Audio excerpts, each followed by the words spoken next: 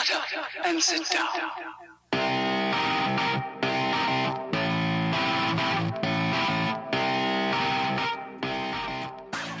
Everybody my age pees their pants. It's the coolest. You ain't cool unless you pee your pants. Woke up today, feeling kinda good. Gonna take my whip out for a ride around my hood. Before I leave the house, I clean up my ride. I make it shine so bright, it's got me feeling full of pride. I head out the door with music in my ears, with my foot on the pedal, and it releases. You are jamming to the Dialed Podcast with Matt Legrand, Evan Price, Lance Hepler, and Jake Von Turing. When you are done listening to this, I want you to leave footprints in the sands of time, so stop dragging your feet. Life I live, spreading passion through my bike, I got a lot to give. Sessions with the homies, that's all I need. Not the money, the fame, or to get on TV. What a good day, I couldn't hate it if I tried. Riders mount up, and homie, let's ride. Are you sure this is safe? As sure as I'm a doctor professor. Let's ride. With you by my side, the things that I can do. No matter how low or high, you always pull me through. Mark Twain gives this sound advice. Learn to ride a bicycle. You'll not regret it if you live. Hold on. What did he actually mean there? Hi, and welcome back to the Dial Podcast. I am Jake Von Turing, and I'm here with Evan Price. How's it going, folks? I feel like it's like I'm gone for so long and I come back and I'm so excited to be back on. And it's just these long, long times away. I need shorter times away.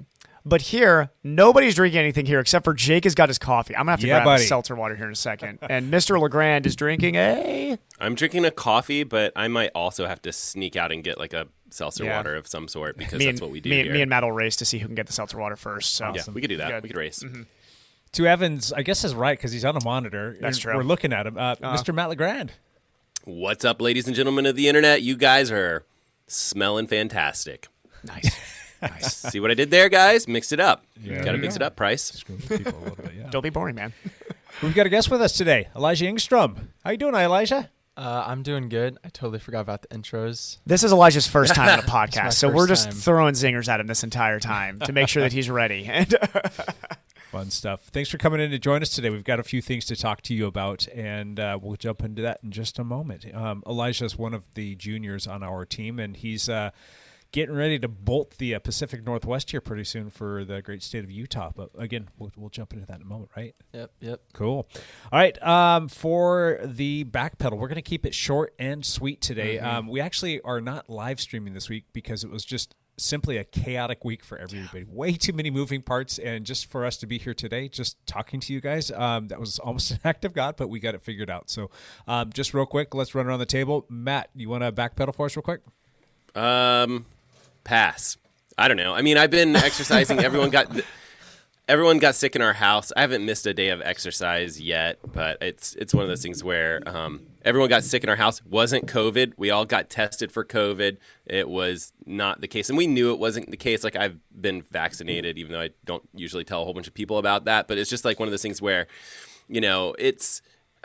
it was a sore throat and cough and all the things that checked all the boxes for COVID. And so we wanted to be extra careful. So we had one of the kids get tested, and then the rest of the family got it. And so a couple of us, got tested yesterday. Kids have been home from school, so I've been watching them and trying to get work done. Chaotic week as usual, but there's always something, right? Yeah. So, Didn't Dash have his birthday recently? Dash had a birthday. It was I know. It was so awesome. Fun. The coolest cake ever. So much rainbow stuff. It was awesome. Yeah, he's hilarious. He's like, yeah, rainbow, yes. And so it was like it was like a rainbow unicorn / robot themed cake. Dude, so, I love that. That sounds awesome. Yeah. And I still like my favorite Dash shirt is he has this rainbow T-Rex holding riding a skateboard shirt. I mean, Dash is just awesome. He's just epic stuff. He's got so much style. That's a dad purchase. It's so actually much style. like 10 times bigger than him. It looks like he's wearing a tent when he wears it. And he'll grow into by the time he's 30. Yeah, don't worry, he'll get. But that's the only size I could get with that shirt, and I like the pattern so much that I decided it was worth it. And he wears it all the time. And there's a cat with like a laser gun with a cowboy hat riding a T-Rex. I mean, it's with a whole bunch of rainbows in the background, which is he's into that. So there's just a lot going on. It's a loud shirt, which it's all Dash. There's a lot of scenes going on in that shirt. Did Chester Heater get him that shirt, or was that you? Chester is one mean mofo. So I'm pretty sure he just gave Dash a slap on the ass when a lump of coal. Basically gave him a lump of coal, and that's it. Love it. Yep, exactly. Yeah. Cool. Evan, backpedal for us. All right. Well, I don't even remember what my last backpedal was. So, oh man, I give you like a 60-second what's been going on. Let me think. Okay, I don't think I've been on since I raced Galveston. I don't think so. No, we talked about it briefly, but give us a first-hand accounting. Let's see if I can give a 60-second first-hand account. Mark, set, go. It was awesome to be at a race, period. Just to be racing was wonderful. I missed it a lot, like all of us do. I'm sure when everybody gets back to their first triathlon, you just be like, wow, I missed this a ton. Morning of, I'm feeling great. I've had probably the best training build I've ever had in my life. So I'm like, just don't screw this up. So I almost screwed it up, naturally as one does when you go into an A race. And I was bummed out the morning of because the temperature was like half a degree over where we get to wear wetsuits as the pros. So no wetsuit, ocean swim, and 20-mile-an-hour winds in the morning. So I was like, couldn't build a least perfect swim for myself if I tried. So we get in the water. There's a ton of us. It's like a 40-person start, roughly, is how many guys showed up. And it's chaos from the start. And to be honest, I got panicked in the water and struggled. Stayed with the group to the first turn buoy, the back group, and then just got dropped because I need to work on my swim, which I am doing religiously now. Got off out of the water. I did not race with a watch until the run. I didn't even want to know what the time was. I knew it wasn't good. Came out and just started working on the bike. I felt great all day on the bike, worked my way up through the field, and realized that when you're not with a group and you don't get to draft, your power profile might look better than guys who biked faster than you, but they got to draft. So you're going to be going slower than them. So would that be one of the things that would explain a pretty big difference between yours and Lionel Sanders' times? Average speed, guys like Lionel are like aliens, so I don't even include them. But was he still? He was still working the draft a little bit. He did the lion's share of the work in that group, but a good example would be a guy like Joe Skipper, who didn't take poles in that group and was flying. Now, Joe's a great cyclist, but Joe's not Lionel or Sam Long, so... The only reason that Lionel had a faster time than you is because he was in those packs. I mean, there's just no way. We'll pretend like I can put up 400 watts for an hour. No, that's so the guys I look at are guys in that mid pack that I know I'm just as strong as a cyclist of, and they're going 4 minutes faster in their bike split than me. That is drafting. That's just bar none. That is drafting. When you're going to a 20-mile-an-hour headwind and you're only 10 meters behind somebody, you're getting a big draft. We've all been there before. You're getting a large draft. Sure. What's the actual rule? Is it like 2 bike lengths or like? I think 10 meters is considered 3. So it's like lengths? they need a 20-meter draft zone. The only way that it can be fair is if you have a 20-meter draft zone. And there are guys in those mid groups that I race against and I know, and they're good guys, but they sit in a draft and they don't take poles. Yeah, I mean, there was an Ironman That's smart. a few years ago. I think my mom did Ironman Texas. And when she was done with it, she said there was groups of pros like just in huge packs, like not even 3 bike length packs. These are like you got like 20 guys, just like 20 guys, like not in an ITU pack, but like and anybody who's ever done a really hard bike to run workout knows if you're putting out 240 watts versus 310 watts, that's a big difference on your run legs when you get there. Yep. So I was very happy with where my fitness was. My swim's got to get better so I can come out with a group, basically. But I jumped off the bike somehow feeling okay, and for the first time in my life, I ran close to what Clay MG ran, which has been my hero in the sport for a long time. The guy's got a family, full-time job, and he was 5th at Galveston in 2019 and is just an absolute champ. So to even be running ballpark close to where he was, and he put some time into me the last lap, was just awesome. So there were great moments. I got to meet and talk to some guys I look up to that are great pros in the sport. Got to see Lionel Sanders pass me on his very last lap about a couple hundred meters from the finish. And I gave him a little congratulatory pat on the backside as he came by me. Which I think when I'm 80 years old, that's probably gonna be like the one story I tell from my triathlon career is be like, yeah, Lionel Sanders once passed me in a race and I tapped him on the butt to make sure that he was, like ready for his finish photo. I haven't watched. If you're telling your grandkids that's going to be very weird. That's so. It was, I ran as absolutely good as I could have. The course was a little long, so my actual half marathon split was in the 1:15s, which was about as good as I could have hoped for. And now the goal is just to go faster over the next bit. So it's been a fun build, and finally something happened where I get to show fitness for a second. So it's a good trip. When's your next race? Exactly my question as well. In Des Moines, Iowa, June 25th, I believe. And that's an Ironman branded event? Half Ironman. Oh, okay. Yep. Ironman Des Moines. So, yep. Excellent. There's the back 58, 59, 60. Perfect. Perfect. I timing think it was on like your 3 minutes. I just watched the clock. But Elijah, you've done some racing recently.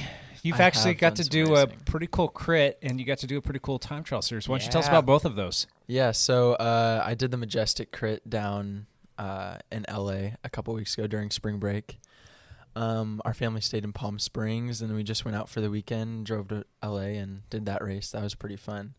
It was my first crit ever, and I'll tell you, it was an experience. There was crashing, and there's some cool pros there. And junior crits, man. That's like the world's most dangerous place on a bicycle as a junior crit. No, it wasn't just juniors. Everybody was crashing. Well, it was the young juniors too. So it was 14 through 18. Gotcha. Okay. So you were racing against 14-year-olds? I was racing against 14. Oh my goodness. Well, there was two separate categories, but they merged them together. Okay. And this was a pretty stacked crit, right? I mean, there's some pretty strong teams here, right? There was, yeah. Yeah. I mean, the whole crit in general was super stacked, but the juniors category as well. There were some pretty big teams there.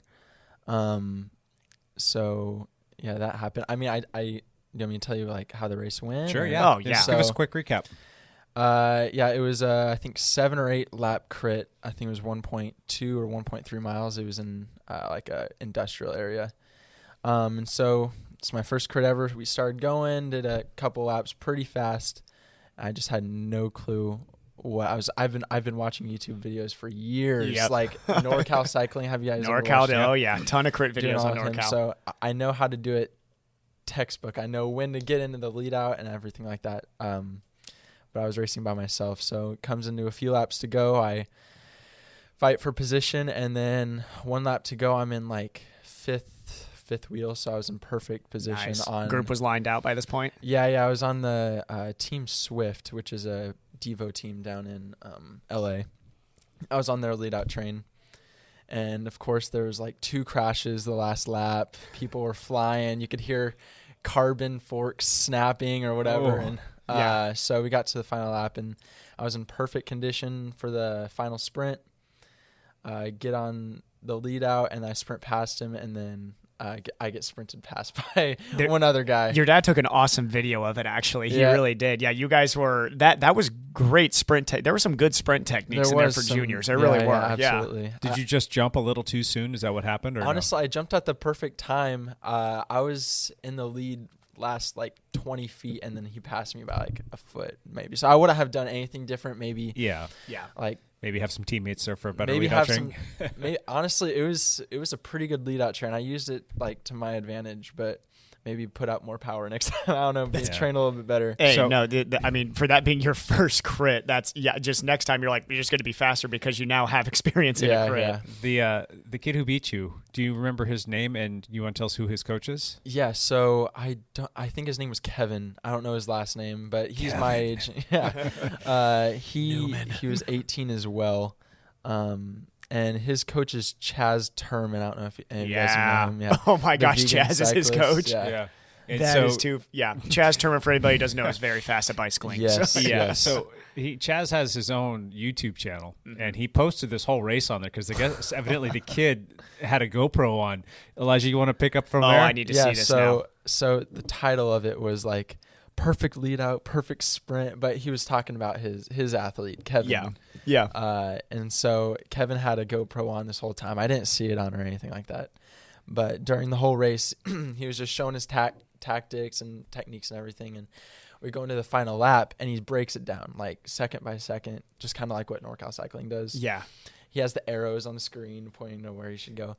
And we're going in the last probably 300 meters, and I pop out onto the screen right in front of him, and he's like, he pauses right here. I was number 608, but it looked like 809 because I had my number on backwards. So he's like, he points an arrow to me. He's like, he uses this kid 809 in the orange kit, and like to get on, he gets on his wheel, which was me, my wheel. Yeah. And so he plays it, and he's like, this is looking perfect. and he just uses this kid. He kept saying that over and over. And he's like, he uses this kid. I'm like, wow. So used right now. And so I sprint past him, and then it's showing my sprint, and then him just like blew past Just me. blow him. And then you can hear him like scream and like put his hands up or whatever. Yeah. That is That's awesome. cool. Hey man, so Dial just made a chess tournament video. That's pretty big. Yeah, I think we're big Doesn't time happen now. very often. Yeah. And not only that, as you could tell too, a very special, pretty elite crit racer also got to talk to you afterwards. Yeah. So it was a USAC sanctioned race down in LA. So of course all the big teams were coming. Like Lux was there, Legion was there. So those are the only 2 teams that I know of. Oh, I think Mike's Bikes Pro team was there or something like that. And so, of course, Legion was the big name there. They had a tent up there. They had super nice cars. But yeah, Justin and Corey. Justin is the national champ, I believe, and Corey is the California state champ. They both took 1 and 2 at the pro race. Surprise, surprise. I know. Yeah, their lead out was Dominant. insane. They have you ever watched their videos? I mean, they're if you ever want to watch somebody know sprinting technique, Justin's sprinting technique is insane. It's amazing. Yeah, for such a big body too, big guys. So. Yeah. So I got to meet them after the race, talk to them, and it was super cool. He's like, "How'd you do in the race?" And I was like, "I took second." He's like, "Man, that's awesome. That's super cool." And I was like, "This is so cool." Yeah. My dad got a video of it and everything. So. Yep. Well played. Cool. It's awesome because we've been talking about Legion all year. Now we have somebody on the team that actually came into it. Yeah, Brush actually got to elbows see with them. them, Yeah. Cool. And then you just did another race this past weekend, if I'm not mistaken. That was the Deschutes Valley. Yeah, the Deschutes River Valley time trial. Gotcha. It's, according to them that they know of, it's the only time trial stage race in the country. I've never heard of one, so Yeah, it's gotta so be. it's a 3-stage. All of them are time trials, different formats, of course. There was a 26-mile TT, an 8-mile hill climb, and then another 47-mile TT. 47-mile time trial? Yeah. So that hurts. It did hurt. And then being in the Deschutes area, it was super windy. Yep, I was just going to say. Windy. So the 26-mile one went good. I think I took like 6th or 7th around there. But 6th or 7th in what category? Or was that overall? Overall, yeah. But it was a pretty stacked race. I mean, did Ben end up winning Snodgrass? He did not win. I think he took 5th. Wow. Did he blow up in the last time trial? No, he did not blow up. There was some very time trial talented specific guys there. Yes, hitters. I don't know if Rob Tournay from Rob Tournay. Yep, he's solid. I used to race against Rob all the time. Yep. Did he win? He might have gotten first or second. Greg Steele was there too. Greg Steele was there as well. Yeah. So here's a question for you: were you on a time trial bike or were you on your road bike? I was on my dad's TT bike for the 2 longer time ones trials, and then I rode my road bike up the hill climb. And yeah, I could tell you like riders from 20 feet away could hear my bottom bracket like just coming up right behind them, like creak, creak. That's on the hill climb. Yeah. Yeah. But yeah, it was fun. I think overall I took 7th, which honestly I'm really proud of. I wanted a podium, but after getting there and seeing the caliber of racers there, I'm really happy and beat some people I wanted to beat. Got close to Snodgrass, which was that's good. Nice. That's good, man. Yeah. Snodgrass is no joke. Yep. Cool. Anything else? No, that's about it. I'm in recovery week, so nice. I would be too after those long Absolutely. time trials. Cool. It's a lot of time trialing. Yeah, I don't really have anything to report for this past week other than it was really fun flogging ride that we did last week. Those just every week they just get better and better. We've got more and more people showing up. I think this coming week is going to probably very well could be our biggest one. If I'm not mistaken, we might even have over 50 people. We'll see. Dang. And 3 groups, 3 solid groups, an A, B, and C group. So it's really good for everybody. I'm glad that C group's growing. That's really cool to see that grow. We might even be adding a D group.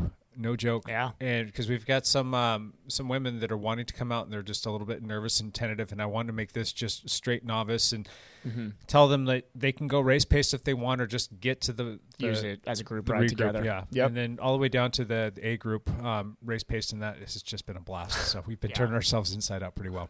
So fun.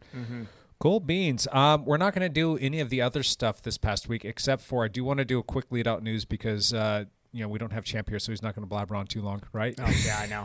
We can cut the podcast by an hour without Champ here. We're just going to toss out a couple winners. Did you guys watch Liège Bastogne Liège? Absolutely. Well, I watched the last let's say 40K of it or something like that. I think I only watched the last 10K. So. Yeah. Man, that was amazing. Yeah. Pogačar just he's strong. Thought just watching how that all shaped up for the finish, I'm like, oh, Alaphilippe's got this. Yeah. He's got it in the bag. And all of a sudden Pogačar, he threw it down. But I mean, clear favorite for the Tour de France, in my opinion. Roglic, sure, but Pogačar just showed right there that's to go against Alaphilippe in his specialty, that finish is Alaphilippe. That's Alaphilippe written all over it. Is this the highlight where I saw one highlight on Flow Bikes where they were just climbing up a hill? It was Alaphilippe and someone else, and then he just passes Alaphilippe on the uphill. It was Pogačar, Yep. Yeah, I saw that. And crazy. God, if you have that kind of finishing strength right now, and we already know he's capable of handling a 3-week tour, and he's got that kind of finishing strength right now. Yeah. Well, I'm terrified if I'm Roglic. Roglic is it. It's funny to read these articles because people are they're like, Roglic's legs are missing. I'm like, okay, the guy he missed one big move and he's having to try and drag the group up himself. Yeah. He just missed one move. It's not, I wouldn't be like, Roglic is still, it's him and Pogačar, but yeah. But let me ask you a question with Pogačar. Yeah. Do you think he might be a little too sharp, a little too soon? That's a great question because there is the old adage that, if you win, going back to a regular season, if you win Paris-Nice, you never win the Tour. Yeah. Because you look sharp at Paris-Nice, you're going to lose. But Pogačar, I think, is a little different. I think he's proven he can win the Tour. He was sharp last year, but sneaky or sharp. Like or last 20 whatever year, but. I cannot tell you how excited I am for the Tour de France this year. There are going to be so many big names there, and I know that you're already talking about Pogačar running away with this, but it's not a foregone conclusion. Ineos will come in hammering because Ineos and Liège-Bastogne-Liège looked the best team by far. Well, no, they looked the best team. UAE has the best two. Yeah. David Formala, the guy who was in the last move with Pogačar from UAE, is going to be the best domestique on the day. If Sepp comes in with his A fitness, him and Roglic, you got Ineos. I still truly believe Mike Woods can be absolutely up there. Dude, in the Tour. He was so close. He's good. So close. Mike Woods is one good luck week away from being on the podium in the Tour de France. Yeah. He needs good luck, and that's it. He's on the Israel Startup Nation, right? Mm-hmm. If he had a better team. Yeah. It cracks me up that people are like, is Froome going to lead at the Tour de France? Me even being a huge Froome fan last year, absolutely not. If you look at, compare them side by side. Sure, Chris Froome had one breakaway in the Tour of the Alps. Whatever. Mike Woods in Liège-Bastogne-Liège proves he's the guy. Yeah. The end. And they've been, granted, he was coming back from an injury, but how long now have they been saying, oh, Chris Froome is working back, he's getting back his fitness, he's still trying to get he's not there yet, he's working on it. He's Chris Froome. If he hasn't worked it back in 6 months, it's not going to happen. A never-ending build-up. Exactly. Yeah, it's just this never-ending. And here's the thing is, if he retires and his best fitness was what we look back at as the 12 to 16 era or whatever, that's fine. That was an amazing era. He goes down as one of the greatest Grand Tour cyclists ever. Yep. Top 15 probably ever. Yeah. He's not going to return to that. He's probably, and this is me recanting what I've said before, but he's not going to return to that level. Even injury aside, I think that we probably wouldn't see him doing it without the injury now. He's getting a little long in the tooth, and I think that there's other guys on that team that are going to be stronger, like Mike Woods. So. Absolutely. All right. Were there any other quick races that you wanted to throw some kudos to? Coming up this weekend, we have the St. George 70.3 for Triathlon World, which is going to be just an absolute banger of a pro race between the men and women. And we have the one race I'm watching more than anybody is our own Josh Monda racing the amateur field, which is there's going to be a lot of fast amateurs there. It's going to be almost like a sub-elite race for sure there. And he's got the capability to be right up there, so it'll be fun to watch. Him being a good friend and even kind of a colleague to a certain degree aside, what are the odds of Josh landing on the podium? Of the amateur race? Yeah. Be straight. You know that race. You know who's going to show up. Yeah. You know Josh's fitness. God, he's fast right now. He's got a 25% chance of landing in the top 3. You think so? Me as his friend, 75% chance. Because I've seen Josh suffer through workouts and hang with me in workouts that he had no business hanging with. Yeah. And that is, me and Josh are always completely honest with each other where our fitness is. I've done track workouts where Josh shouldn't have been where he was running, and he's capable of it. Yeah. So when he locks into a moment, which he's put all his eggs in St. George right now, he's going to go fast. Yeah. Especially if he is around the guys, he's not going to get beat. Like if he's in the last 5K with somebody that he knows is an amateur, like elite, the then fangs come out. Yeah, yep. He's going to beat him. So I'll put it at 25 because this is going to be such a stacked amateur field. He'll be top 20. Yeah. Now, that's a tough course. How does he do with a little bit tougher of a course? The course, in my opinion, favors him because it's a real grinder's course. The climbs are not terribly steep. So he's not going to get – he's a bigger guy, but he's not going to get dropped on the steady climb through Snow Canyon. And I think they might have changed the course a little bit. So gotcha. The bike course will favor him. He will hopefully swim well because it'll be wetsuit, and then the run is just nothing but up and down the entire time. Gotcha. Which you got to be a strong runner to do that. Cool. So is the bike steady climb or is it rolling? Snow Canyon's a very steady climb. Gotcha. So it's like a 4% for a super long time. Oh, yeah, man. And then a long descent back home. Nice, cool. All right, well, you want to say it? Wait, what? Oh, yeah. Champ out. Well played. Well played. Cool. Let's move on to our topic for the day. This is kind of something that I think a lot of people are maybe kind of scratching their head on. Maybe they need to go this route. The bike industry is completely turned upside down. It's decimated. There's no new bikes anywhere, right? I mean, if you can find one, it's probably going to be some super bike that's going to cost, north of, $8,000, $9,000, $10,000, and that's just there because nobody wants to spend that much money on a bike. If you're looking for something entry level, if you're looking something even up to the moderate level, you're not going to find a lot out there right now. Components decimated too. Yeah, components right now are rough. Yeah, you just like there's. I placed an order for somebody yesterday that is not going to be here until November. And as we record this, we're at the end of April. So that's a pretty big discrepancy. It is. And it's just been a problem, and it is what it is. I mean, there's a myriad of reasons as to why things are the way they are. It's kind of a perfect storm situation, but for all intents and purposes, there's nothing we can do about it. You just kind of roll with the punches, and then you have to kind of pivot. Now, there are a ton of people new to cycling. There are a ton of people who are cyclists, and there's always people that want to get new bikes. And the problem is they're not out there. So people are generally going to look for something now on the secondary market. Used markets booming. So the secondary market is an interesting thing because you have a bunch of people out there that are selling bikes, but in this particular situation, you're not buying it from a bike shop. You're buying it from some Joe Schmo or whatnot, and that person wants to get the best price that they possibly can for their bike, and maybe they're not always going to be super honest with what has happened to the bike, or maybe they're just a little naive as to what problems might arise with the bike. And we need to maybe try and help people make better decisions as to whether or not they should purchase a used bike. And if they're going to go that route, maybe give them some tips and tricks as to how they can pick and choose the right bicycle for them that's not going to be full of all kinds of problems. So the moral of the story is don't buy somebody else's problem. Right? Yeah. And if you are, at least make sure you get the best possible price for the thing. Yep. Have any of you guys ever bought a new used bike? Yes, absolutely. Yeah. When I was my first tri-bike, I was in Dayton, Ohio, Lebanon, Ohio, working at Go Fast Multisport bike shop at that time, which gave me a ton of connections and was really the only reason I was ever able to afford to race triathlons is because I worked at this bike shop and was around everybody triathlon in that region. There was a guy named Cole Casey who still to this day I actually kind of keep in touch with, a super nice guy who I think it was his wife at that time or his fiance had a tri-bike, a specialized transition that she was not using anymore. And it was actually kind of big on her, which was good. She was taller, but it was kind of big with her. It was 56. And I got it for an absolute steal. Drove down to his house in Cincinnati. He let me look at it and all. I didn't even look at it online. I actually just went there with a buddy of mine. Sure. And we just looked at the bike, decided it was good, bought it, and I raced that thing for years. So, yeah. Yep. Cool. Elijah, you've purchased a few used bikes in your day, haven't you? Actually, I've never bought a used bike. Oh, Mr. Elijah also works at a bike shop. So yeah. Gets good deals at the bike shop. No, yeah. So I worked at a bike shop, a truck dealer, and so we always got deals on that. But I have sold some used bikes. Okay.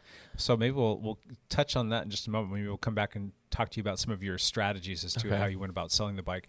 How about you, Matt? You've I know that you've purchased one bike at least. How many other bikes have you purchased used? I would say 3. I've bought maybe 3 used bikes, something like that. I mean, I'm not positive of the number, but it's somewhere in that range. Not a ton.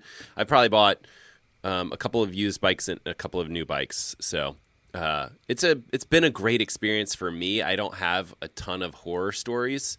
I guess my Trek bike did collapse on me, but other than that, I mean, Matt has no horror stories except for one time when he was going downhill no, and completely the whole bike mauled broke. But but yeah, I mean, that was after a lot of years of usage and stuff like that. But no, I think my used bike experience has been pretty solid. Yeah, for the most part. So yeah, cool. Good people doing good things on the bike for sure. People that are selling and buying. So let's all assume that we're sitting here right now and we're all going to go out and buy some used bikes tomorrow. Where are you guys going to look first for a used bike? People I know. People you know. Seriously, people I know. Okay. How about you, Matt? As opposed, I definitely would put out feelers with people I know. I think that's a great recommendation. I think Craigslist is kind of another spot where I kind of would just peruse the listings because there are a lot of bikes there and you can sometimes find like a crazy deal. Yeah. So that's I think a nice Pro option. Closet also is another good spot. Yeah, Pro's Closet is definitely a solid choice. How about you, Elijah? I mean, on the Pro's Closet kind of topic, I do feel like, I mean, they're more of like a store. Like they're not gonna. Yeah, they that's might true. not have like the top deals. Maybe. I mean, it's definitely gonna be more expensive than going through Craigslist. Yeah, but you got to know what you're looking for. Exactly. for There's value Craigslist. though to dealing with somebody like a Pro's Closet. Yes. We'll get into that in just a moment. Yeah. A couple other places that I would personally look would be Facebook Marketplace. That's a growing marketplace that you can find a lot of bikes for sale. And what's nice about that is you can actually see who you're dealing with as opposed to it being blocked behind some crazy Craigslist cryptic email address that you have no idea what's going on. And with the Facebook Marketplace too, it's free, and people that sell on there will actually get reviews, so you can kind of see what kind of a person you're dealing with, which is kind of nice. So that's one. I mean, I'm a huge fan of OfferUp. I don't know if you guys have dealt with that often, but a lot of my sales, like purchases and sales, recently have been off of OfferUp. I used to use that. I used to post stuff there as well, and I used to look for things on there, and I feel like I just wouldn't get the response that I would want. And that's not to say that maybe things have changed, but the one thing that really drove me crazy about OfferUp is you would send somebody a message saying, hey, I'm interested in your bike, and you would either not hear back from them at all, or maybe you would hear back from them 2 weeks later, or they're like, oh yeah, I sold that 3 months ago. Yeah, it's true. I think your account goes inactive after a little while. Yeah. So it stops notifying people. Yeah, that's a place that I probably should maybe dip my toe back into those waters, if you will, because I do work in the consignment bike industry a little bit here at the lab, and we post stuff all over the place, and I've just opted not to do that just because I felt like it wasn't a good use of time, but maybe things have changed. Maybe I need to check that out. So, but yeah, those are a couple of good places. Pink Bike is another place. People post a lot of stuff up on Pink Bike, and eBay maybe, but you're not always going to get the best price on eBay, but sometimes you'll run across a gem, or maybe you'll run into a situation where you can do the auction style, and maybe you'll get a screaming sweet deal on something there. And I think with eBay you get, because it is such a large market, that you get like an honest price for what you're getting for the most part, right? Like, that's, I think it's a good place. You do have a lot more, like for a lot of us, we're looking for a very specific bike, or you're looking for a tri-bike or whatever it is, and you can't just go find that on Craigslist. You might need to find it, you might need to dig a little bit deeper for something more specific, and eBay gives you more options that way. The only thing I don't like about eBay is the fact that when people sell on eBay, there's a pretty heavy fee that you have to pay eBay to sell your bike through, and you're paying eBay, and you're also paying PayPal, and that sometimes comes out to about 12%, if I'm not mistaken. Which on a $6,000 bike can be a lot of money. Yeah, and correct me if I'm wrong, but I believe you're now having to pay sales tax here in the state of Washington if you're buying used stuff from people on eBay. Correct me if I know for sure, like on new products, if I were to buy something new, but I'm pretty sure even on used stuff now that eBay automatically collects the sales tax. So now you're tacking on another 8 or 9%. Absolutely, yeah. So now you're talking about up to 20% that you're paying more for the bike or whatever it is that you're purchasing on there. And that for sometimes the seller is going to want to get a premium to help try and cover that. So I don't think that you're always necessarily getting the best possible deal. But like Matt said, you know what you're getting. And usually it's got a good explanation. It's got good photos, and you can really break it down. You can communicate with the person and ask them questions. And then the last bit that sometimes can be a little sticky piece is the shipping component. So you've got to pay then for shipping, possibly, if the seller's not going to cover that. Yep. And that just adds another chunk of change Just on there. another And then charge. you're dealing with a bike that shows up. Gosh, UPS and FedEx are just not nice to bikes. I've shipped bikes all over the country very often, and it's probably 1 in 15 of them get there, and they look like they got run over by a Mack truck. There's holes in the boxes. So bad. Frames have been broken. Parts have been damaged. And I always 100% basically take out the insurance policy for the total value of the bike, because worst case scenario, if something happens, they'll get it covered. And thankfully, I use a company called Bike Flights, and they're fantastic. And the couple times that I've shipped bikes that they've been damaged, it always works out in the buyer's favor, and they're always super happy. And it just takes another week or two to get everything sorted out, but in the end, it works out well. They get what they want, and it's covered, and everybody's happy. Yeah, I've made that mistake once. I mean, last year when I was selling my bike, I decided not to take insurance. Just because I was trying to save the $150. Yeah, trying to save that money, because I mean it's a risk. I mean, they probably take care of bikes all the time, obviously. So I shipped it to New York, got lost, got sent back to us. Oh no! And then we sent it back, and it was damaged. And I had to pay like $300 worth of. Was that for the purple Trek? No, that was for my gray Madone 2 years ago. Yeah. Okay. Yeah, the purple Trek. We actually were trying to sell it through eBay, and the fees took out like $300. So we just went off that. Had some phone calls, got to know each other, did the PayPal instead. Nice. So no fees with that. Yeah, so that's the first place we're going to start, is like, all right, where do we go find these? There's also a couple of the marketplaces on Facebook that you can go and check. I think the Pacific Northwest Bicycle Classifieds is one, and then there's another one, I can't remember off the top of my head, but it's another classified. Both of those have over 20,000 members there, and no joke, people post up stuff there, and it just flies off the shelf pretty quickly. And you can also put up a want to buy, and you'll post up what you want, and you'd be amazed at how quickly you can find somebody that's like, hey, I've got that, and I'll sell it to you. So it's a good way to make a connection. So once you just have established what you want and where you're going to get it, the next step is like, all right, well, how do I get to know more about this bike? How do I know that I'm going to get the right price for it? So there's a process that we call valuating. So you're going to go through a valuation process of the bike, and you're going to determine what the bike is worth. And a lot of that really just boils down to the year, the make, the model, the condition. And you can kind of find it in a few different places as to what that bike's going to be worth. I know Elijah brought this up earlier. What do you usually use when you're doing some of your you're getting your comps on your bike that you're trying to sell? Yeah, so in the bike shop, when people want to bring in used bikes, see if we sell them. I mean, we don't usually do that often, but in some cases we do. We usually use Bicycle Blue Book, which is basically just a Kelly Blue Book for bikes. And we plug in the year, the model, the group set, and it gives us a brand new MSRP price, and then it gives us a used good condition, and then a like terrible condition, Poor whatever. Yeah, exactly. So that I actually use that as well, because we do a consignment program here at the lab, and we have all kinds of bikes that'll come through here. Usually they're going to be pretty nice bikes, and it's just people that are busy and don't want to go through the hassle of having to sell a bike and all the stuff that we're talking about right now. But we'll basically do comps and get them a good price where we think the bike's going to sell. And that's one of the places that I will check is Bicycle Blue Book. Notoriously, I think that's a little bit on the low side. And I see bikes sell all the time for quite a bit more than what's on there. And I don't know how they derive their percentages or what they think the bike is worth. But at the end of the day, it's generally a little bit on the low side. And you always get people that want to come buy a bike, and they'll use that as a point of reference. And I'll say, well, I appreciate that, but that number is notoriously low. And I've been using that website for 10 years now. And, in some certain situations that might be close, but for the most part, it's usually 10, 15% too low.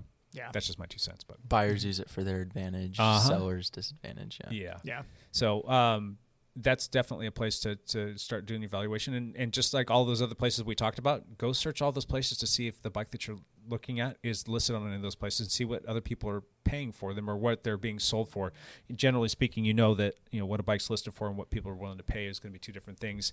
But that's actually starting to change a little bit because of the demand for bikes in general. It's a seller's market, definitely. It is 100% a seller's market for everything on the face of the planet, it seems like these days. Yeah, at this point. So some other pre-purchase tips. We've done the Kelly Blue Book, Bicycle Blue Book. We've talked about where you can go and look.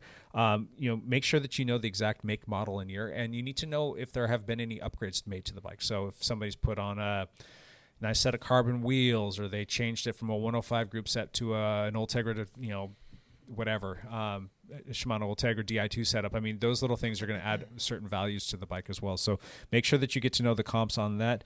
And then what I also suggest is go to the manufacturer's website and make sure that there was not a recall on that bike for any reason at all. Maybe it's like a frame issue or a headset issue or a seat or saddle or seat post issue. I mean, make sure that you know all those things, because you don't want to buy somebody's problem, but B, you can actually use that to your advantage if it's a pretty simple fix.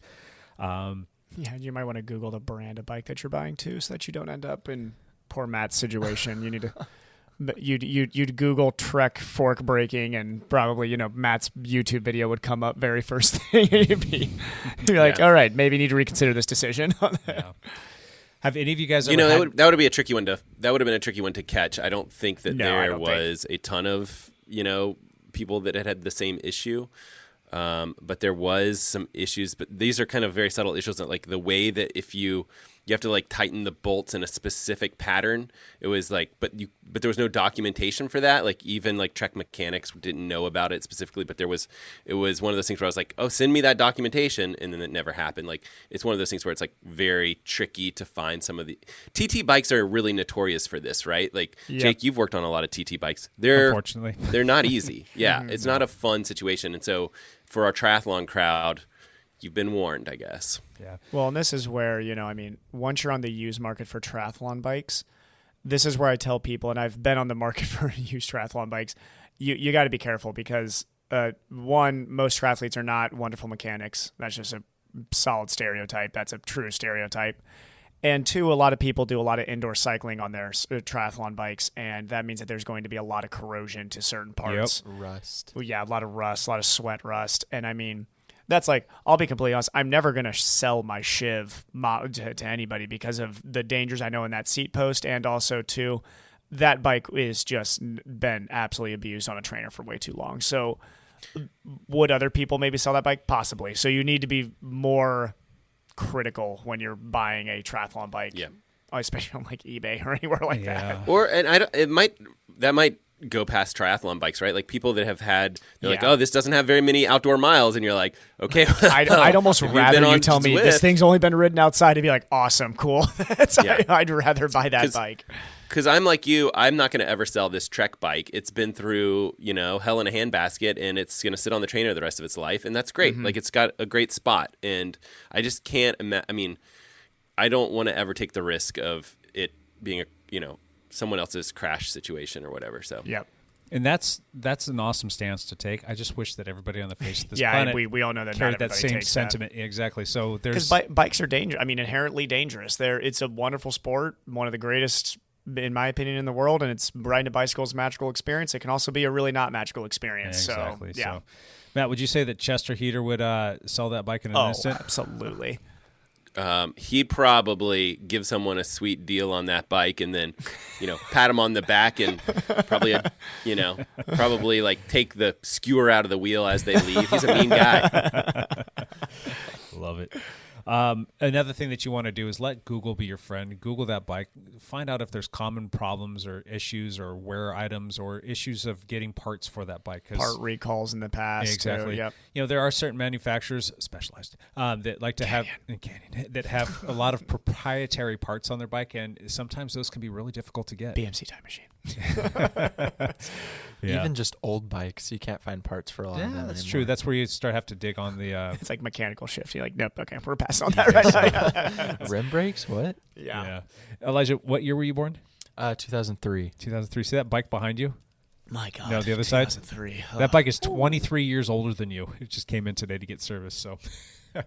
Think you can find all the parts for that bad boy? I don't know where I could find. I think there were like pro that. teams that used to ride Takaras. Yeah, I think there were Conti pro teams that used to ride that bike.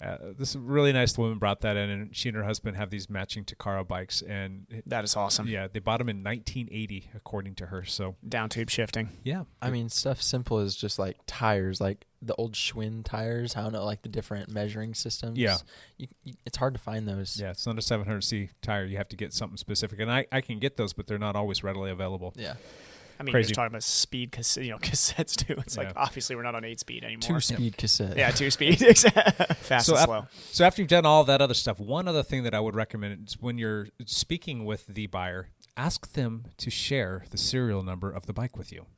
And if they start throwing paws at you or like, oh, I'm not going to send you my serial number because you're going to steal it. Well, chances are that's what they did to get that bike, and they don't want you to be putting said numbers into the stolen bicycle registry.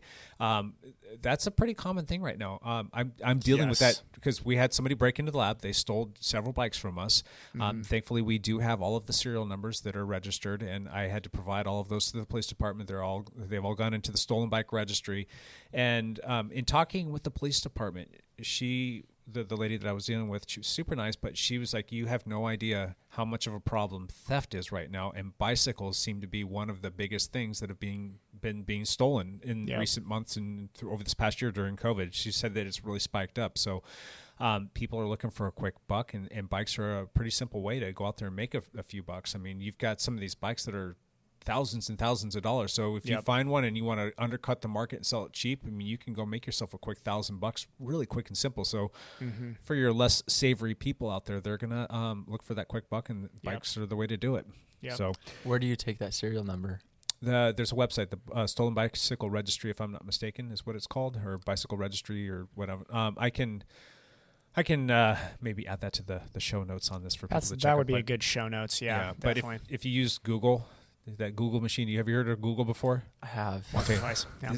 This thing called Google, if you put that in there, it should populate and give you a little place that you can click on. This thing called a link. If you click on the link, do you kids, young kids, your young whippersnappers know about the links? Tap it with your finger? Or? Yeah.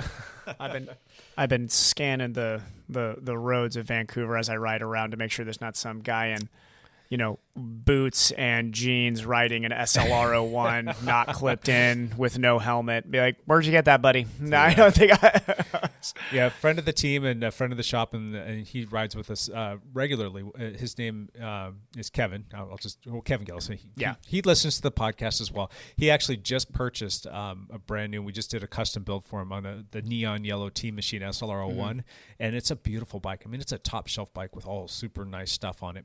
And the problem is that was one of the bikes that was stolen. It looks exactly like that. He's like, I've been so nervous riding this around that somebody's gonna like jump me into try and turn me into the police for stealing this bike. Because I mean, we've sold 3 of in that particular color, and now one's missing, and it's just like, was he on that 60 miler a few weekends ago? Okay, yeah. I saw that bike and I was tempted to float back to the back of the group and come where'd talk you get to that, Jake. buddy? Hey, is that one of the bikes? He's like, it's a 56. It's not a 54. I don't think the guy that stole the bikes would go on a dialed group ride right after. Ballsy move, yeah. Hey, that'd almost be a reverse psychology movie. It'd be like, there's no way that's the same bike. It's too obvious. It's not obvious. Yeah. One other thing too, while you're thinking about purchasing a bike, would you guys right now, if you were to go out and buy a bicycle, would you buy a rim brake bike still? No. Matt, would you? The answer is no, but I think there's an argument for time trial bikes and what you're going to use it specifically for. That you could say like rim brakes are faster in some situations, they're lighter weight in some situations. There's an argument to be made if you're looking to buy a bike for something very specific. I'm thinking like uphill TT race or something weird like that, where you're like, rim brake's going to be a better option. But that's true. If you live in the UK, for me, no. Yeah, if you live in the UK, those you are do those cool uphill races, right? Oh, they're great races. Uphill All those guys are are on super rim cool. brake. Yeah, you should be. They're lighter, and absolutely. They're probably trying to. I mean, they're paying very close attention to weight of the entire bike as a whole, and that's weight weenie to a whole new level, right? Yeah. Sure. So for the average Joe, though, the person, we'll call him more of a fair weather rider, somebody that's going to dust the bike off and start riding it probably, we'll say sometime in May or June, and they're going to ride it again until maybe the end of September. What do you think about those people wanting to go with a rim brake? Because those are it's going to be primarily more affordable. Yeah, it's going to be more affordable, and that's what's readily available on the market right now. Like I've got a bunch of consignment bikes in here, and I don't think I have a single one with disc brakes on it. I think they're all. No, I take it back. There is one with disc brakes on there. And rim brake too is just, I mean, all of, one of these days I'm absolutely getting into the classic bike market where I want to, invest more in steel frame bikes, and I hope that those stay rim brake because they have to. It's the classic look. Well, well, we'll see when I'm in that market what's considered classic. The SLR might be a classic bike by that point, but. Yeah, I mean, like steel frame bikes are always going to obviously have rim brakes. So if you want to have a more classic looking bike, you'll always go in that market. Yeah. Just know though, if you are going to buy a rim brake bike, that you should not be paying the same kind of market value as what a disc brake bike would be, because you're paying for older technology that is. A lot of manufacturers just don't even make them anymore. As a matter of fact, BMC this year, they don't offer even a frame set. They were making frame modules up until I think last year, if I'm not mistaken, or maybe the year before. Same with Trek. Yeah, everything's disc brake now. So. Which kind of makes me scratch my head as to the pro tour riders are still balking at the idea of riding on rim brakes, and they're demanding. I'm sorry, balking at the idea of riding on a disc brake, and they're still demanding a rim brake. And a lot of the manufacturers are going to have to go make a special frame module for that person. Weren't a lot of the Colnago bike, was it Pogacar's bike last year? Was it rim brake, right? Yeah, Pogacar was on a rim brake, and there was a few. There's still some people in the peloton that are riding on rim brakes. So yeah. I know that cracks me up whenever I was seeing all those memes yesterday where they were like, the only guy in the the only team on the tour that's mostly riding rim brakes was UAE, and they're like, oh, they won the tour. It's like, that's nothing to do. You could put Pogacar on anything. It wouldn't matter. He could put him on no brakes, and I'm sure he'd figure it out and win still. All right, let's say you guys have decided on your bike. You found your platform. You found a bike. You've got somebody that you're going to buy it from, and let's just say for all intents and purposes, we're going to buy it locally, and you get to actually go look at the bike. You show up. Person rolls the bike out. It's what you've been looking for. What are you going to start looking at? What things are you guys personally going to look for when you're going to be testing out this bike and checking it out before you make a purchase? Frame fractures. Okay, that's an excellent place to start. I'd say group set damages. That's also like worn. Like if it's sitting on the trainer for a long time, it's going to get worn. And I mean, I'd probably bring a chain measure.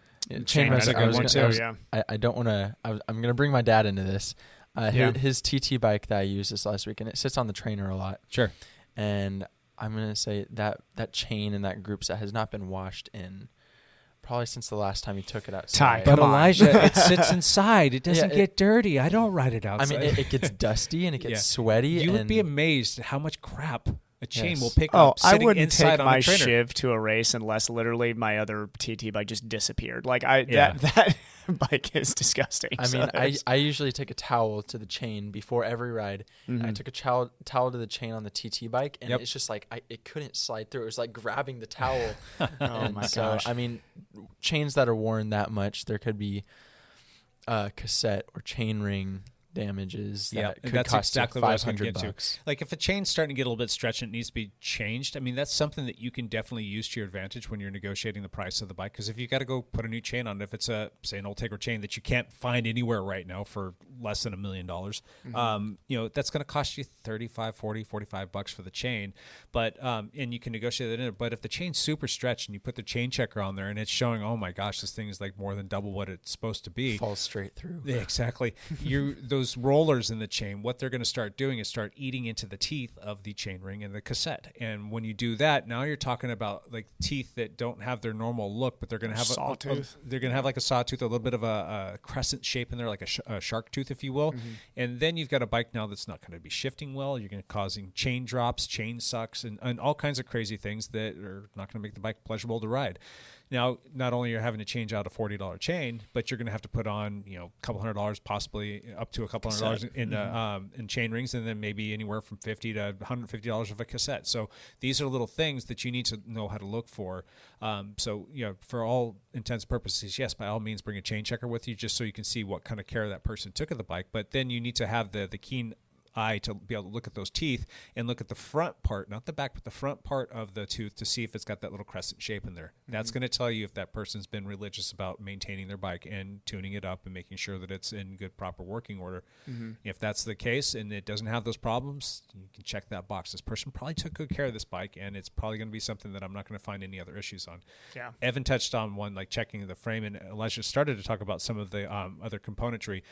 If a person goes down on a bike, it generally speaking is going to have a couple different impact points. When a person crashes the bike, you almost always see damage to the seat, the rear derailleur, and the hoods. Those are like the main key things that always take the brunt of the forces. Those are just the exposed parts, if you will. Sometimes the outer parts of the pedals too, but that's usually not that big of a deal. And a lot of times when you're buying a nice bike, the bike doesn't come with pedals anyway, so that's a moot point. So those are a couple things also that you can look for in terms of if somebody crashed, those are some things that you need to be mindful of. Yeah. If that rear derailleur has a scuff on there, there's a good chance that rear derailleur hanger is going to be replacing bent. the hanger. Yeah, you're going to be either needing to true or replace that hanger. Yeah, and those things are soft alloys. They're meant to bend on purpose because it's a lot less expensive to replace a $25 to $35 rear derailleur hanger than it is to replace a frame set that could cost a couple $1,000s. So, and again, it's not the end of the world, but you do need to be mindful of that. If the derailleur hanger is bent, you can replace it. Not a big price tag, but you're probably still going to check out the frame to make sure that there's nothing going on there from excessive impact. So, anything that you can think of, Matt, that you're going to check for when you go to buy a used bike? Oh yeah, definitely. I think what I would suggest, for us to get across to listeners is, I think a lot of the people that listen to the Dial Podcast are very familiar with bikes. They kind of get what they should look for, but if by chance you're not super bike savvy and you happened upon this podcast because you saw the title was buying used bikes and that's something that you want to do, my biggest suggestion, and I always tell people this, is bring a friend who knows a lot about bikes, because they're going to be able to steer you through a lot of these kind of hurdles. And when we start talking about the chainstay and all these things, and if you're like, oh, I don't know what the heck they're talking about, they've gone way complicated or way more complicated than what I'm familiar with. Hopefully you didn't turn off the podcast, because the one tip of bringing your friend who knows a lot about bikes is, I think, extremely valuable, because what you'll find is that, even if it's not your best friend that knows a lot about bikes, these weirdos that do like bikes, they actually like going to look at bikes. It's such a weird little thing. Like, I'm too busy for this. I'm too busy for that. Oh, we're going to go look at a bike. I got time. Yeah, absolutely. It's just a fun, it's a fun thing to do. Yeah. And this is like, it's a helpful thing too, right? Like there is, you are this expert in this small little thing, and you do want to go over all these little things. Like, you want to go over the entire frame, and there's certain spots on the frame that are more likely to have cracks in it. And that stuff is like, great. It's insider baseball information, but this is the stuff that a lot of, cyclists are going to know. And so, I highly recommend, it doesn't have to be your best friend, but it could just be someone that you've ridden with, or you've met through some sort of, Facebook bike club, or, whatever it is. You reach out to a large group of people and say, hey, I don't know that much about bikes, and I'm going to look at this bike. It's something that I think looks good to me, but I need some help. And I bet you someone will be like, hey, I have time to do this. And you could buy them a beer or whatever, like, like small payment there, and it'll save you a lot of work in the long term. And I also think, a lot of the things that, you guys mentioned, like, oh, you may have to change out the cassette. You may have to change out the derailleur hanger. Like, you can negotiate if you see, like, oh, you measure the chain and it's like, there's that. And it's like, well, all it is the chain change, right? But like, again, like, that's another negotiation point where it's like, hey, this chain needs to be replaced. Like, I know you said that you wanted $6,000 for this bike, but let's start working our way back towards something more reasonable because of A, B, C, D. And it's hard to argue when you start having, all of these points like, oh, yeah, you're right. The chain does need to be changed. It's such a nice little negotiation tactic to be like, and you'll see this in car buying, right? Where it's like, okay, well, we have to do all of these things. Like, the price is going to have to come down. So not that I think that people should be like, squirrely, weird, trying to like, steal bikes from people or trying to devalue the bike or whatever. I just think it's like, what? This chain is going to have to be changed. Let's negotiate this part of the price. And negotiating prices is part of the game, and it's part of the fun. And I think you need to go into it with that kind of mindset.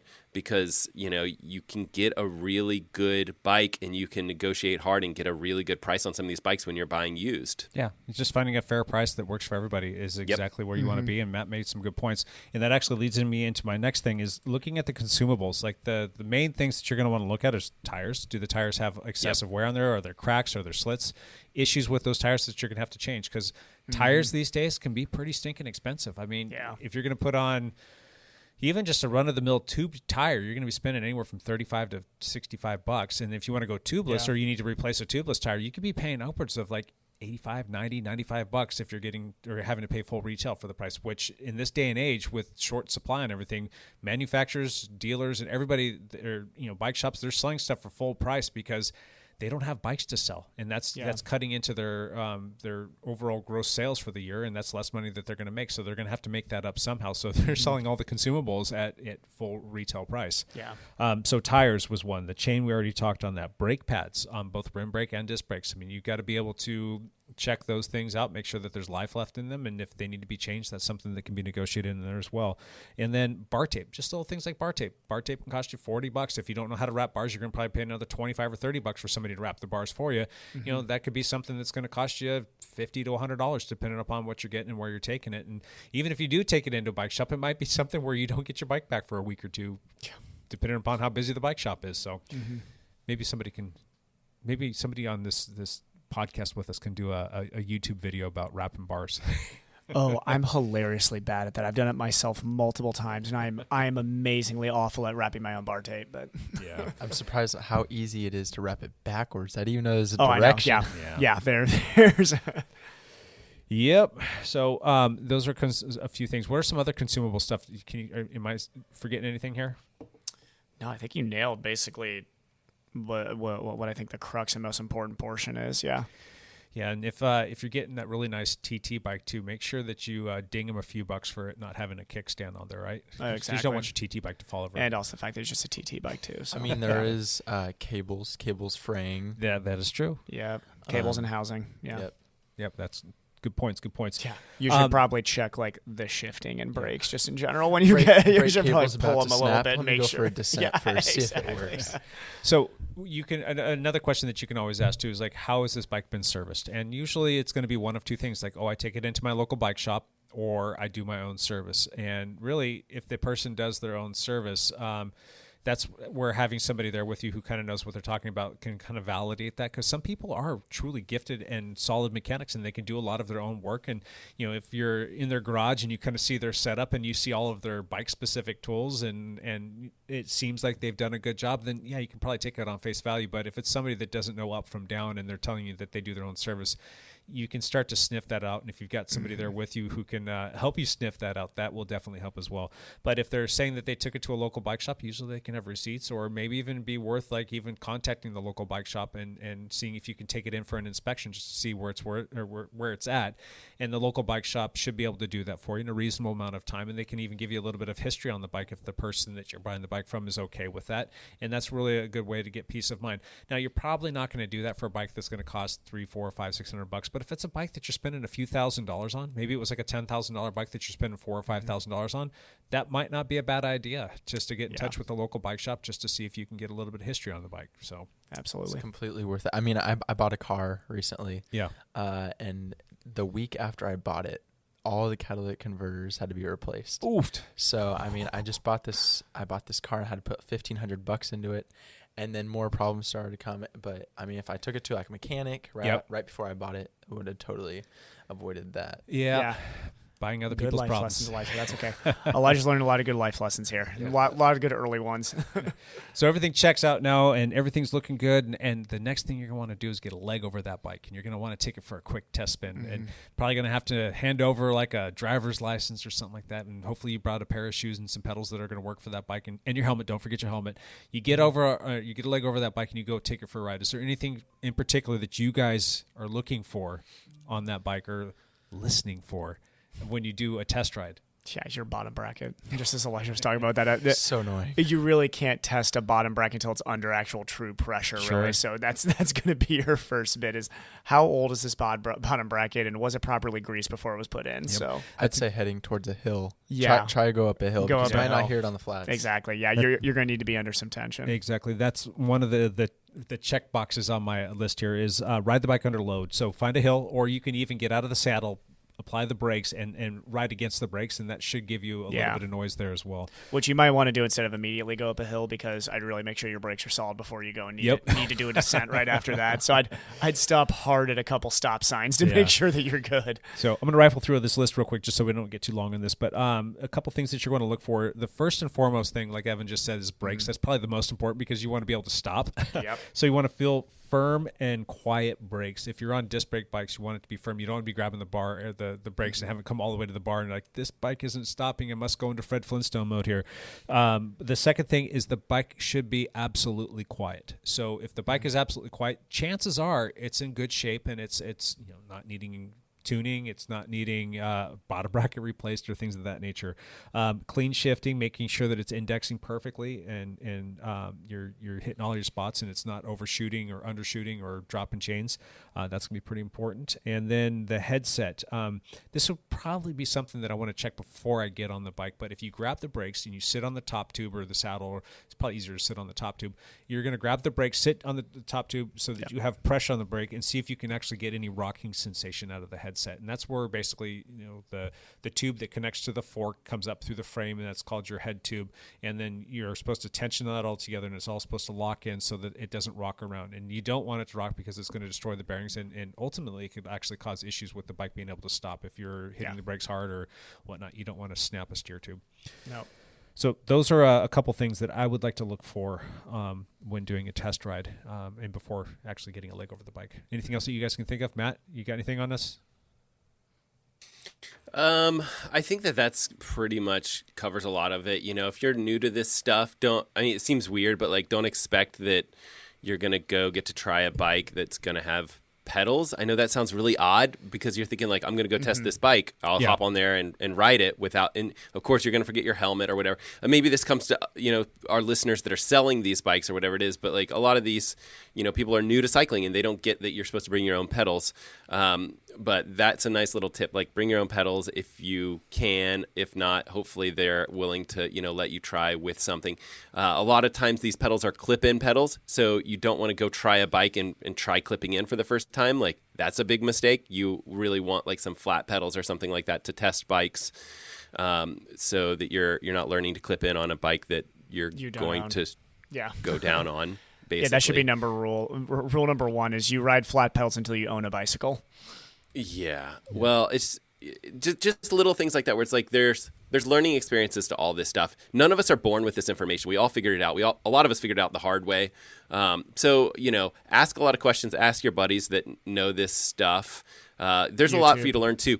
Even as you're looking before you even go to the bike to look at it, you should probably know what size bike you need and things like that. So there's some learning. There's some research that you need to do for that kind of thing. So you need to kind of know, you can get some ideas, knowing your height will give you a good idea of what size bike you should get. That'll at least narrow it down a little bit. It won't make it perfect, but that should be a good starting place. Gotcha. All right, a few other things. We did mention this, Evan mentioned it earlier about checking the carbon frame, but you want to check all of the joints in the load-bearing areas just to make sure that there's no cracks or anything in there that looks like it's a little bit fishy. Make sure that there's no, paint chips or dings or scratches or gouges or anything like that. So check your bottom bracket and your seat collar in the drops.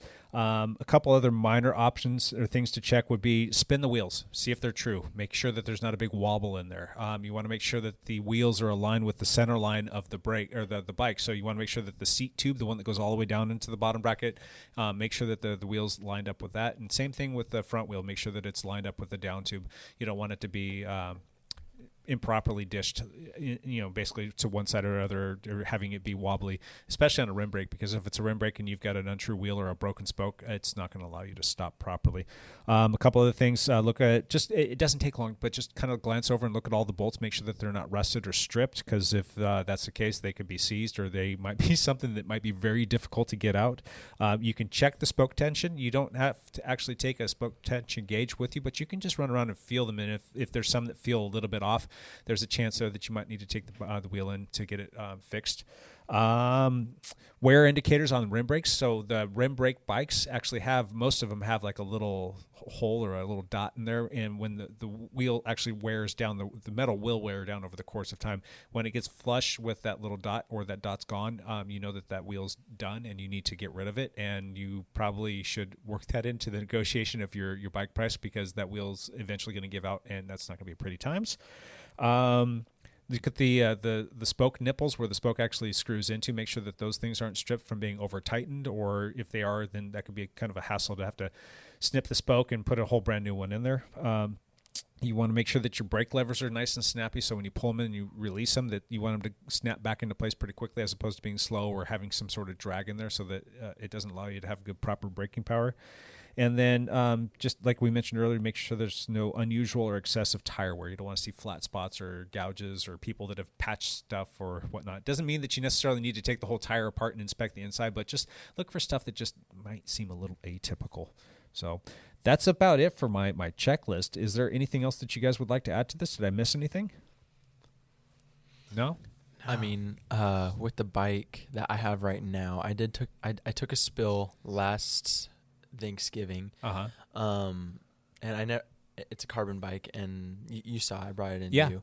The fork was chipped, and I mean there's some scratches and stuff on carbon that looks like it might just be superficial. Yeah, but cosmetic. I mean, it could be totally different. It could be compromised, and it could snap at you on some point. So. Yeah, so there are companies out there here in the Portland area. We actually have a company called Ruckus Composites, and they do a fantastic job. Now, the problem with them is they're really backlogged because they do such a good job, but they're not cheap at all. I think it's like, gosh, what is it, like $400, $500, $600 usually to get carbon repaired? Which, if you start thinking about, like, all right, well, is it better to pay the $400, $500, $600 and get my bike repaired, or buy a new frame? Well, a new frame set, either A, is going to be hard to get, or B, costs you thousands of dollars. So you got to have to weigh that out. But that's definitely a good place to go. And usually you can take it in, if you've got a question like Elijah, you can take it in and have them do an X-ray. They have.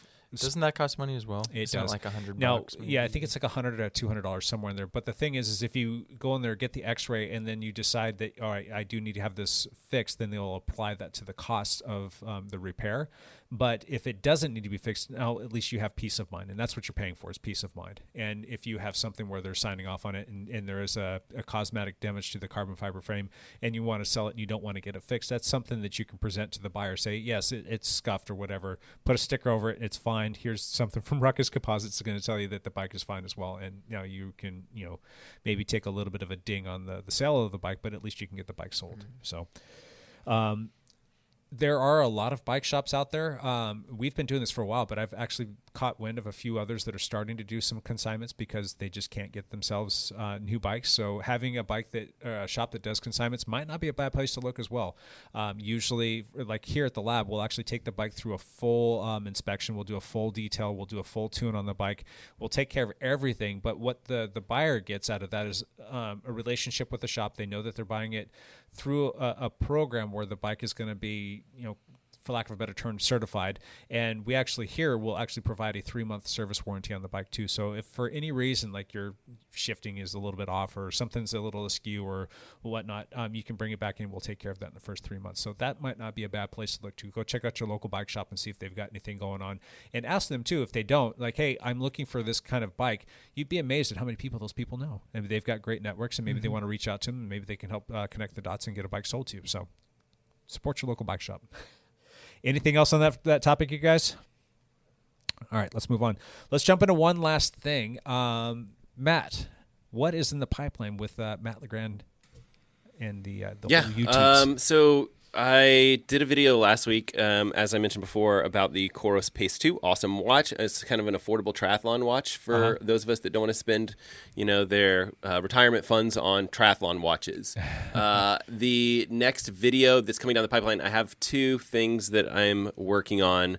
At least I've got a lot more than that, but the Wahoo Element Bolt is a bike computer that I've been using for almost exactly a year right now. Yeah. I would like to make a video on that, talk about durability of that bike computer, my personal experiences, as well as buying recommendations. So, even though I've had an amazing experience with that particular unit, it's at the end of the video, I'm going to talk about reasons why I would hesitate to recommend it to, everyone out there. And then, in addition to that, one of my YouTube friends, which hearing myself say that, one of my YouTube friends, it sounds pretty cool, You're so awesome, Matt. Yeah, so this guy that I've been following, and we go back and forth, we're buddies, sort of, right? But it's we're just a YouTube friend. And he is doing this charity ride this summer where he's riding 1 kilometer for every mile that they do at the Tour de France. So he's doing his own stage race. Super cool, amazing guy. I love his cinematography. Just a good person. And so I'm going to interview him. I think I'm going to interview him tomorrow. I don't know exactly when I'm going to post that video, but he's raising money for a hospital in England that deals with a lot of cancer patients, and his wife just went through all of this cancer stuff. And so, yeah, it's actually a pretty cool situation. And so I'm really excited to talk to him. I haven't talked to him in about a year or so, maybe. I mean, we chat all the time, but we haven't done a, formal chat or whatever. I have had him on my channel in the past, but I'm excited to chat with him. And so I think that video will go live pretty quickly as well. So I'm not sure which one of those videos is going to come out first, but they're coming out soon. Awesome. Looking forward to them. Yep. Cool. Evan.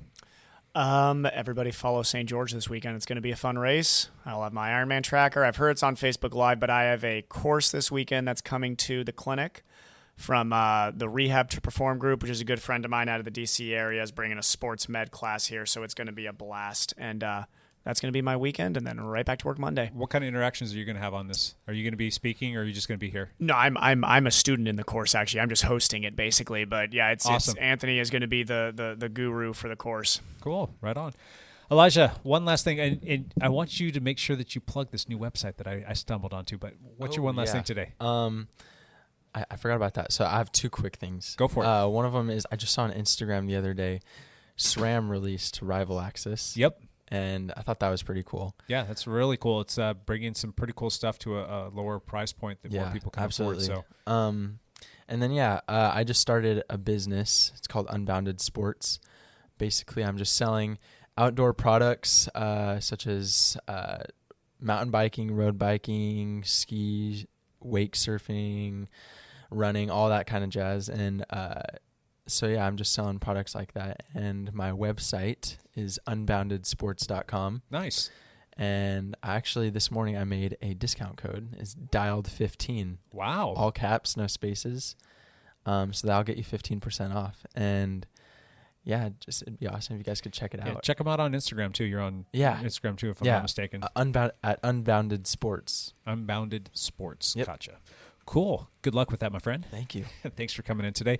My one last thing is Lance and I did a video comparing the Wahoo lineup. We were most notably talking about the Wahoo Roam because that's what both of us were using, and we were comparing that to the Garmin Edge 530 and the Garmin Edge 830, and we should have that out. I have about 70% edited. We've been done with that video for, we probably filmed it 3 or 4 weeks ago, and I've just been so stinking busy that I haven't had time to get it finished and wrapped up, but we will hopefully have that out this weekend. And then I would like just to, again, extend a formal invitation to all the local people here to come out and do the flogging ride. That's been a blast, nice little fun race pace workout, and it's been kind of neat watching a lot of new people come out that maybe have never raced before or been very timid, or maybe they're new to cycling and they wanted to try something different, and just looking at their faces when it's all said and done, they're having a blast, they're getting a great workout, and I love seeing that. It's a good time. So on that note, thank you everybody for coming in today. Matt, appreciate your time. I know that you're a busy man. Elijah, I appreciate you. I don't want to say this, but I don't know, maybe taking a little bit of time away from school. Playing I think hooky. Okay, you said it, not me. And Evan, for his time, he's just already left and he's going out to work with his patient. So we will catch everybody next week. Thanks for listening. Bye for now.